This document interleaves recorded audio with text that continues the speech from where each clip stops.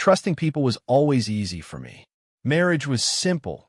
I trusted my wife, she trusted me, and that was the end of the story. No complications, no doubts, no need to keep tabs on each other. Laura and I'd spent 12 solid years married, building a life most folks would envy. We had a cozy house in a quiet neighborhood, 2 cars in the driveway, cookouts on weekends, and vacations we planned out months ahead. Our life felt normal, steady, the kind you might see on some family sitcom. That was until a few days ago when something fell off at the office. It started small, just noticing that Brian and Steve kept glancing my way and then whispering to each other. Normally, I wouldn't care. Gossip wasn't my thing, and I never paid attention to it. But their looks were different, concerned, almost pitying. At first, I shrugged it off. But the longer I sat there, the clearer it became that something was wrong. My chest tightened slightly, a strange feeling I couldn't shake, like bracing myself for a blow I didn't see coming. Finally, I put down my pen and leaned back in my chair, staring directly at Brian and Jason. Jason avoided my gaze completely, suddenly finding his keyboard fascinating. Paul glanced down, uncomfortable, but eventually met my eyes again. I heard him sigh, as if he wished he could avoid this entirely. "What's up?" I asked bluntly, breaking the tense silence. Paul shifted nervously. Jason looked away, studying the papers on his desk. Paul finally cleared his throat and spoke. "It's about Laura." The name hit me like ice water. A sudden tension spread through me, cold and painful, but I kept my expression steady. Something inside me, deep down, had already started to prepare for the worst. Jason spoke next, hesitant. "Look, it might not be anything. Probably just stupid office rumors. But a few people have noticed her around town lately, with someone from work. Restaurants, bars, places like that. They look a little too close." I didn't ask who or when. Didn't demand proof. Those few sentences were enough to plant doubt, to form cracks in the perfect life I'd thought we had. Jason quickly added, as if to soften the blow, "It could just be talk, man. Might mean nothing at all." But I wasn't listening anymore. My mind had already moved past denial, past disbelief, settling directly into cold anger. I pushed my chair back, stood up slowly, and grabbed my keys without another word. Paul opened his mouth, probably to say something comforting, but I didn't stick around to hear it. I walked out of the office feeling calm, controlled, and quietly furious. The drive home felt strangely short, like my mind had blocked out everything except the burning anger inside me. I didn't feel hurt, exactly. More like I'd been blindsided by the realization that the one person I trusted completely had betrayed me. By the time I parked in the driveway, my pulse was steady. I stepped out, breathing deeply, and entered the house with a clear mind, ready to confront whatever came next. Laura wasn't home yet. I stood alone in our quiet house, suddenly feeling like a stranger in my own home. The rooms we'd laughed in, argued in, spent lazy Sundays in. They now felt unfamiliar, like the memories didn't belong to me anymore. I pulled out my phone and sent Laura a quick message. "When are you coming home?" I waited, watching the seconds tick by. 3 minutes later, she replied, "Not sure, probably late. Big work dinner tonight. Don't wait up. Love you." I stared at her words, unable to believe the ease with which she'd just lied to me. Maybe she was at dinner, sure, maybe discussing business deals over expensive wine. But the fact I was even wondering meant everything had changed.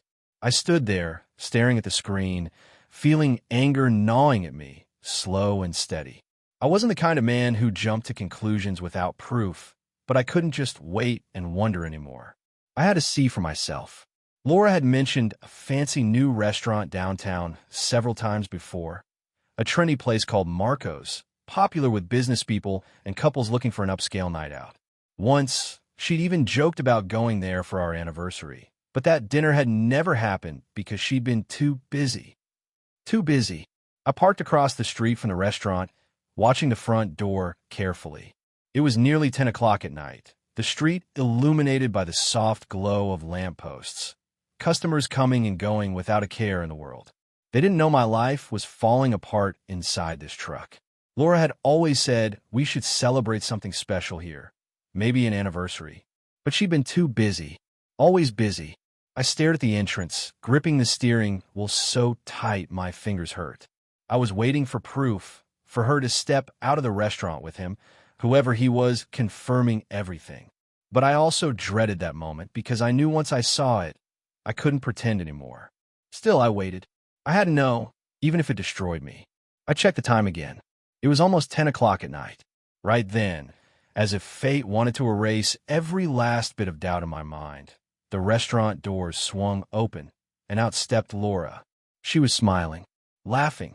Not the fake laugh she used at work dinners, but a real one, the kind of laugh she used to share with me. Only now, it belonged to someone else. Beside her stood a man I didn't recognize. He looked older than us, probably pushing 50, with neatly combed gray hair, a crisp suit, and a confident stance. He looked like money, the type of man who could have anything he wanted. And tonight, it seemed he wanted my wife. As they talked, Laura casually touched his arm. It wasn't a huge gesture, just a simple, familiar touch, but it hit me hard, knocking the breath from my lungs. She didn't check her watch, didn't glance down at her phone, worried about being late or getting home. I wasn't even on her mind. My jaw tightened painfully. My heart thudded in my chest as I watched their comfortable conversation continue. They lingered in front of the restaurant, clearly reluctant to part ways. Then, the moment that changed everything. He leaned in closer, and Laura didn't pull away. It wasn't exactly a kiss, but it didn't matter. The intimacy, the quiet closeness, told me everything I needed to know. It was clear they'd done this before. After a few lingering seconds, they separated. Laura walked casually toward her car, smiling to herself, while the man headed in the opposite direction, climbing into an expensive black sedan parked along the curb. I sat there frozen, gripping the steering wheel so hard my knuckles were white. The anger I'd felt earlier was nothing compared to the cold fury racing through me now. My hatred was so raw, so intense, not just toward Laura, but toward myself. I hated myself for being so blind, for trusting without question, for missing something so obvious. I could have left. I could have driven home, confronted her calmly, like a reasonable husband. But right then, I wasn't reasonable. I needed answers. I needed the whole truth. So, I waited patiently. When she pulled away from the curb, I started my truck and followed, keeping a cautious distance. She drove comfortably, no rush in her movements, no guilt in her actions. She wasn't racing home to reassure me. She wasn't nervous or careful. It didn't even cross her mind that I'd notice anything was off. That hurt worse than anything else. I let a couple cars slip between us, blending into traffic, so she wouldn't notice me behind her. The streets were nearly empty now, the lights casting long shadows onto the road. I felt oddly detached, like I was watching someone else's life unfold through the windshield. This wasn't about trust anymore. That had shattered into pieces when she'd allowed him so close.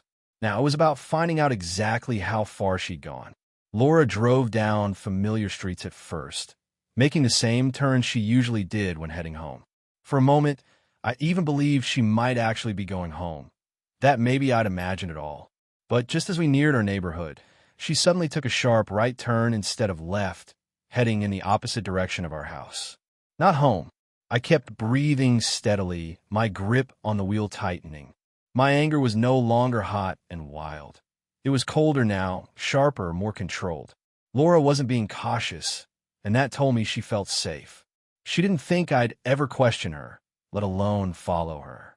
After about 15 minutes, she pulled onto a quiet street lined with nice homes. Luxury townhouses, expensive cars parked neatly out front. My stomach twisted. This wasn't a random stop. This was someone's home. Someone else's home. I slowed my truck, watching as Laura pulled into a driveway, parking next to a familiar black sedan, the exact same car I'd seen the man climb into earlier. She sat in her car for a moment, hands gripping the steering wheel as though gathering herself. Maybe she was texting him, or maybe she was just preparing for whatever came next. It crossed my mind briefly, bitterly, that she might even be thinking about me, figuring out the lies she'd tell when she finally got home. She climbed out of the car smoothly, confidently, walking toward the front door without even a glance over her shoulder. It was clear she'd been here before. The door opened before she could knock. The man stood there, framed by the soft glow of the porch light. He said something. I couldn't hear the words, but the way Laura laughed at whatever he said was all the proof I needed. That laugh again. Easy. Comfortable. A laugh she used to reserve just for me. Laura stepped inside, and the door shut behind her. I sat in my truck, not moving, my breath slow and deliberate, even as my hands trembled slightly from the intensity of my anger. I thought about walking up to that door right now. I imagined pounding on it until someone answered, confronting them both, dragging her outside to explain herself. But no, it wasn't time yet. I didn't just want explanations, I wanted proof. Real, undeniable proof. I checked the clock again. 10:30. I leaned back into my seat, fingers tapping impatiently against my leg. The street was quiet, with only the faint noise of cars passing in the distance. The longer I waited, the sharper my anger became. This wasn't just some accidental mistake. It wasn't just a single night of bad choices. She planned this. Deliberate, careful deception. I thought again about the message she'd sent earlier. The fake business dinner, the casual love you at the end like nothing was wrong. How many other nights had she lied? How long had I been blind to what was happening right in front of me? I took out my phone again, stared at our text conversation, then typed quickly. Still busy at dinner? The message went unread. I glanced toward the townhouse, where soft light filtered through closed blinds, hinting at movement inside. I pictured Laura sitting next to him on a sofa, sipping wine, laughing softly, completely at ease. Or maybe she wasn't downstairs at all. Maybe she'd already followed him upstairs, to a room I didn't want to imagine, to do things I couldn't bear to think about. The thought twisted painfully inside me, filling me with a fresh surge of rage. I wanted to burst through that door, confront her with the ugly truth, make her face the consequences of her betrayal. But I forced myself to stay still, calm, controlled. The longer she stayed inside, unaware I'd caught her, the harder the reality would hit when it finally came crashing down. So I sat quietly in my truck, waiting as minutes turned into an hour. Laura wasn't leaving. She hadn't come here just to talk. She had come here to be with him, and she truly believed I'd never find out. I sat there staring at the townhouse, my fingers tapping restlessly against the steering wheel. The windows were dark now, but I didn't need lights to tell me what was happening inside. I already knew. Part of me wanted to burst inside, throw the door open, and confront her right there, ending this charade immediately. But another part, the part that had believed in her all these years, wanted to drag it out. I wanted to let her lie straight to my face one last time, just to see how far she'd go before everything unraveled completely. My phone buzzed in my hand, startling me. Leaving dinner now? It went later than expected. Are you still awake? I snorted bitterly, shaking my head. She'd always had an excuse. Then the townhouse door opened. There was Laura, stepping outside calmly, fixing her dress, smoothing her hair casually, like she hadn't just spent over an hour inside another man's home at nearly midnight. The black sedan parked in the driveway didn't move. He didn't even bother stepping outside to say goodbye. He didn't need to. She had already chosen him. I sank lower into my seat, watching silently as she climbed into her car and drove away. After a few moments, I pulled out behind her, keeping enough distance so she wouldn't suspect anything. Laura drove calmly, smoothly, no rush, no anxiety. She wasn't worried. She didn't glance nervously at her mirrors. She had no clue I was behind her, watching. How long had this been going on? How many nights had I waited patiently at home, assuming she was out working late, while she'd actually been cozying up to some other man? My teeth clenched painfully tight, fingers gripping the wheel until my knuckles burned. I considered briefly pulling right up behind her, flashing my headlights, making her panic and realize I knew. But no, not yet. I needed to let her believe just a bit longer that she'd gotten away with it. Laura arrived home at precisely 11:42. I parked down the street, waiting patiently. I wanted her comfortable, shoes off, glass of wine poured, lounging on the sofa like nothing had happened. She needed to feel secure, as if tonight was just another success in her carefully orchestrated lie. After giving her a few minutes, I finally pulled into the driveway and got out, feeling the lingering heat from her engine as I passed her car. Inside, Laura sat exactly as I'd expected, curled up comfortably on the sofa, shoes off, sipping wine. When I stepped through the doorway, she glanced up, giving me the same easy, loving smile I'd seen for over a decade. "Hey, sweetheart," she said casually.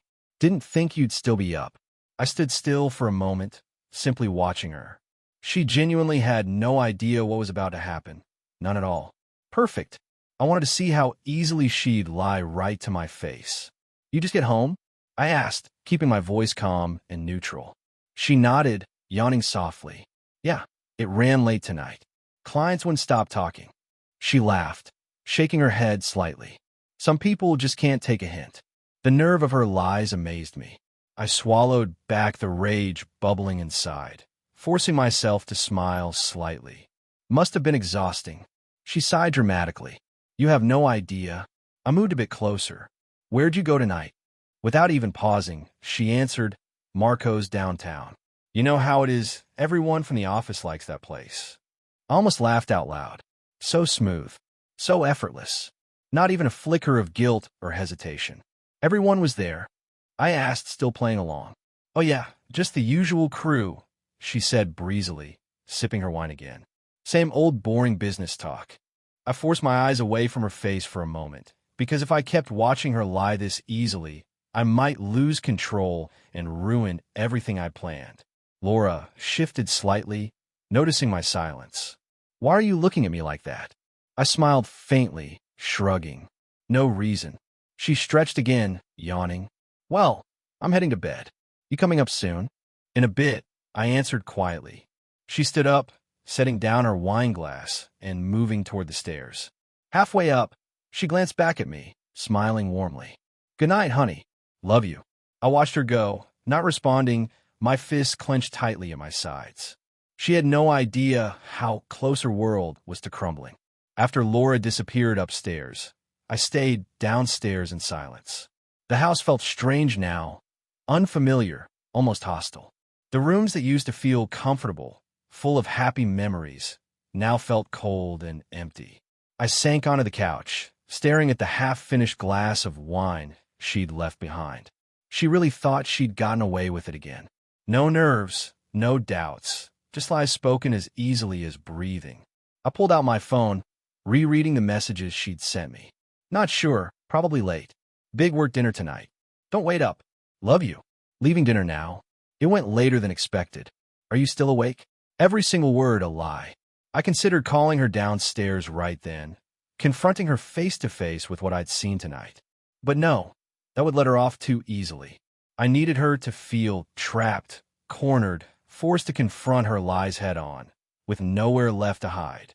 I moved quietly through the dark house, noticing the photos on the walls. Vacations we'd taken together, birthdays we'd celebrated, anniversaries we'd marked, all fake, all meaningless now.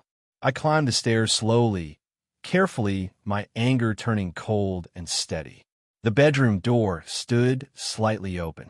Laura was already asleep, curled up comfortably under the covers, breathing soft and steady.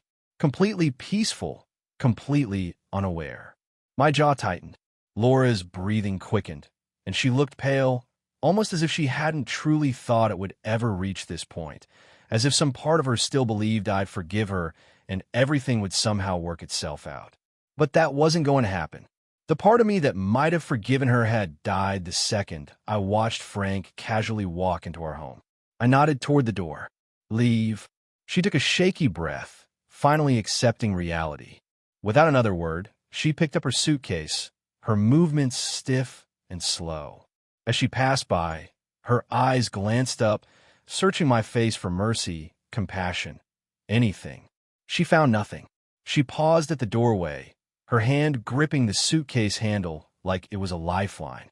She hesitated for a long moment, but I didn't say anything, didn't beg her to stay, didn't show any signs of weakness or regret. Finally, she stepped out into the hallway. I shut the door behind her, turning the lock sharply. The click echoed louder than it ever had before, sealing her outside of my life forever. Then silence. For the first time since I'd known her, I stood in complete silence. I didn't feel relieved, didn't feel the satisfaction I'd imagined I'd feel watching her leave. Instead, there was only emptiness, hollow and cold. Like the life I'd carefully built with Laura was suddenly gone, leaving me standing alone in a house that no longer felt like mine. I moved slowly toward the living room and sank heavily onto the couch, feeling exhausted. I stared at the wall, breathing deeply, trying to process what had just happened. But something gnawed at me, deep down in my gut. Laura hadn't fought for me. She'd lied. She'd tried excuses.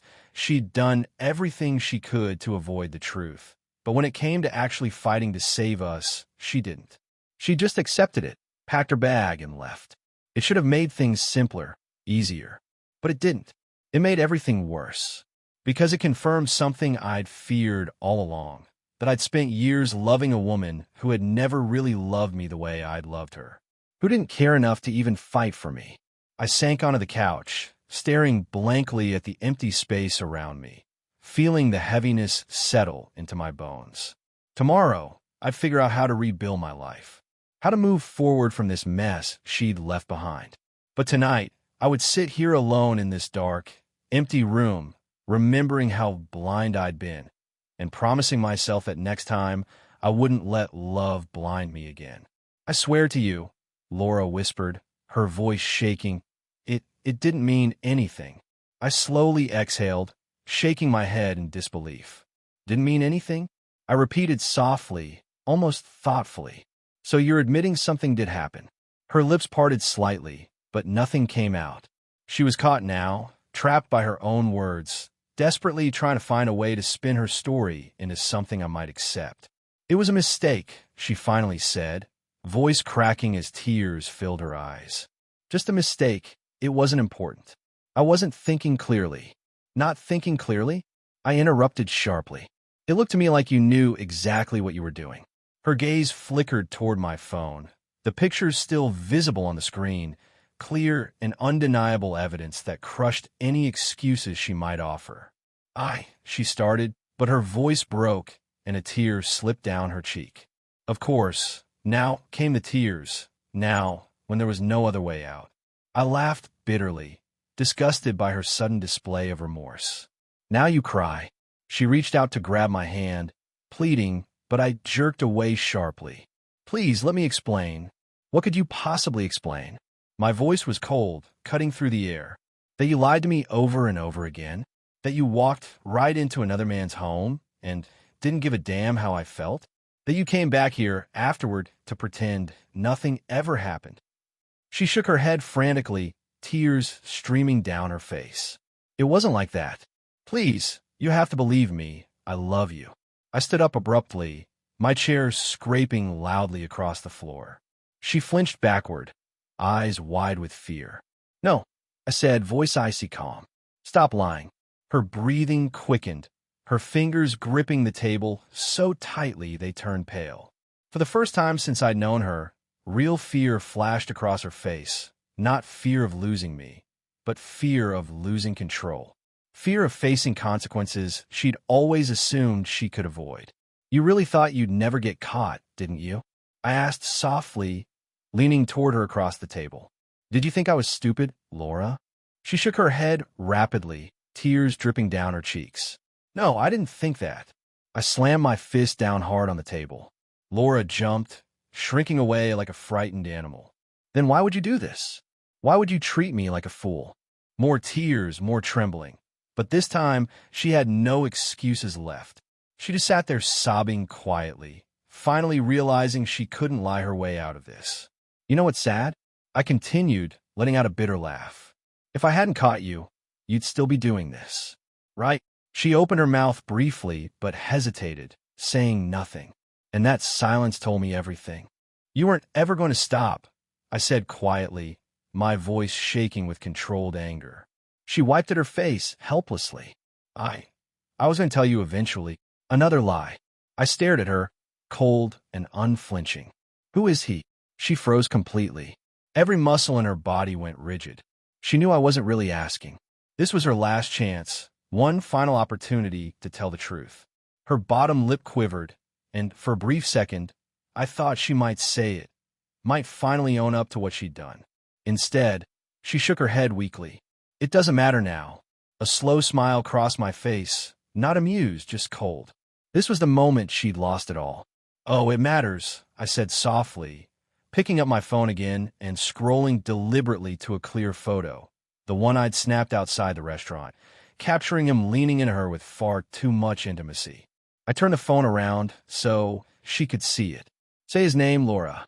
She squeezed her eyes shut, voice barely audible. Please don't. I placed the phone down on the table firmly, leaning forward with slow, deliberate emphasis. Say his name. She sobbed quietly, shaking her head again and curling inward, as though hoping she could disappear. I laughed harshly, bitterness in my throat. This was the moment she realized there was nowhere left to hide, no more lies she could spin. And yet, this was only the beginning of what she deserved. Laura sat there trembling, her breath ragged, hands gripping the table desperately. Her face was streaked with tears, and she no longer resembled the confident woman who had lied to my face so casually for months. She was reduced, now, to nothing more than a liar exposed, desperate and pathetic. I stood back, leaning against the kitchen counter, arms crossed tightly as I watched her, letting her feel every second of the crushing weight of her betrayal. She still hadn't given me his name, but I wouldn't ask again. She didn't deserve another chance. I let silence settle heavily over us, watching her struggle to breathe beneath the weight of her own lies. She'd always been the one controlling everything. Her stories, her narrative, her carefully built life, but not now. Now she had nothing left to control. Finally, I shook my head slightly and spoke quietly. You disgust me. Her body jerked as though I'd struck her. Good. She deserved every bit of pain that she felt now. I pushed away from the counter and took out my phone, calmly scrolling through my contacts. Her eyes widened with panic. WH, what are you doing? I didn't answer. I found a number quickly, tapped the call button, and waited calmly as the phone rang. Her breathing quickened, frantic now. Who are you calling? Stop, please stop. After 2 rings, a sleepy voice answered. Hello. Laura's eyes widened in horror. She recognized the voice instantly. I smiled darkly. Hey, Brian. Sorry if I woke you up. Laura made a strangled, desperate sound, shaking her head. No, please don't do this. But I ignored her pleas, speaking calmly into the phone. Sorry to bother you, but I've got a quick question for you. Brian hesitated, clearly confused. Sure. What's going on? I turned the phone slightly toward Laura, staring directly at her pale, panicked face. Laura, would you like to tell Brian where you were last night? She shook her head frantically, sobbing uncontrollably. Please don't do this, please. I clenched my jaw, fury burning behind my eyes. Don't do this. Now, she was begging? Now she wanted mercy? I laughed, but there wasn't a shred of humor in it. What's wrong, Laura? You didn't mind lying to my face. Lying was easy. Why is the truth so hard? She reached out again, desperate, voice breaking into sobs. Please don't do this. Just let me explain. I shook my head slowly, disgusted. Explain what? How you lied about working late. How you spent your night in another man's house while I sat here, thinking everything was normal. Her voice cracked again. It wasn't like that. Please, you have to believe me. Believe you? I asked, my voice dangerously calm. Why should I believe anything you say? Laura's entire body trembled as she sank further into her chair, tears streaming down her cheeks. But I wasn't finished yet. I took out my phone again, calmly scrolling through my contacts until I found the number I've been looking for. Her eyes widened with panic, and she immediately shook her head. What are you doing? Her voice was barely a whisper, hoarse from crying. I didn't reply.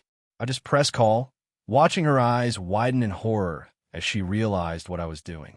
The line rang twice, then he answered. Hello. I stared Laura straight in the eye. Hey, Brian. Sorry if I'm disturbing you at this hour. Laura made a desperate, choking sound, shaking her head violently. No, please don't. I ignored her completely. Just have a quick question, if you don't mind. Brian paused, sounding unsure now. Yeah, what's going on? I kept my gaze fixed on Laura, letting the silence stretch for just a moment before speaking again. You want to tell me why my wife was at your house until almost midnight tonight? Silence on the other end. Laura's sobbing intensified, her hands covering her face, body shaking uncontrollably. I think there's been a misunderstanding, Brian started to say, but I cut him off. No, I said sharply. The only misunderstanding was me believing that my wife wasn't cheating on me. Brian went quiet again. Laura sank lower, curling inward as though she wanted the ground to swallow her whole. But there was no escaping the truth this time. I didn't know. Brian finally muttered quietly. I laughed bitterly. Didn't know she was married? Or didn't care? Laura whispered brokenly. Please stop, just stop. No, I said coldly, glancing down at her. You stop. You don't get to plead now. Not after what you've done. Brian started to speak again, his voice weak and hesitant. Look, man, I didn't want to cause trouble. You didn't. I snapped. Then maybe you shouldn't have slept with my wife. He fell silent again, knowing there was nothing left to say. I ended the call without another word, staring down at Laura, who was now curled in on herself, completely broken.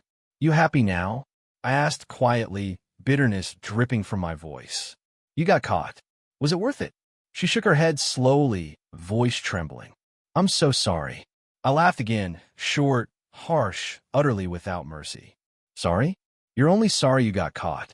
She looked up at me, eyes red and desperate. No, I love you, I swear.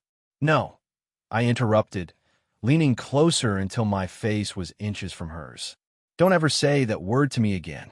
You don't love anyone but yourself. She crumbled, dropping her head, sobbing quietly into her hands. I want you gone, I said quietly, my voice hardening with each word. Tonight. She froze, looking up in panic. But where will I go? Not my problem, I replied flatly. Maybe Brian can help you figure that out. She opened her mouth to speak again, to plead one more time, but something in my expression stopped her. She finally understood. It was over. I stood back and watched as she slowly stood, shaky legs barely holding her up. Without another word, I grabbed a suitcase from the hall closet and tossed it roughly onto the floor beside her. Pack your things, I said coldly. And hurry. Laura stared at the suitcase for a long moment, then finally started to move, packing her clothes mechanically, tears silently dripping down her face. I didn't feel sympathy, didn't feel sadness. I felt only disgust, for her, for myself, for all the years I'd spent blind. When she finished, she zipped up the suitcase with trembling fingers, eyes lowered to the floor. I opened the front door wide. Get out. She hesitated, staring at me like she wanted to say something, to beg one last time. But she must have seen something in my face that killed the words before they formed. Laura walked past me, stepping out onto the porch, suitcase in hand. She paused there, turning to me one last time, but I didn't say a word. I closed the door firmly, locking it behind her. As the silence returned, heavier than before, I sank into the chair, my head spinning, my chest hollow. Tonight, the lies ended. Tomorrow, I'd figure out how to rebuild. But for now, I'd sit here alone, finally seeing clearly for the first time.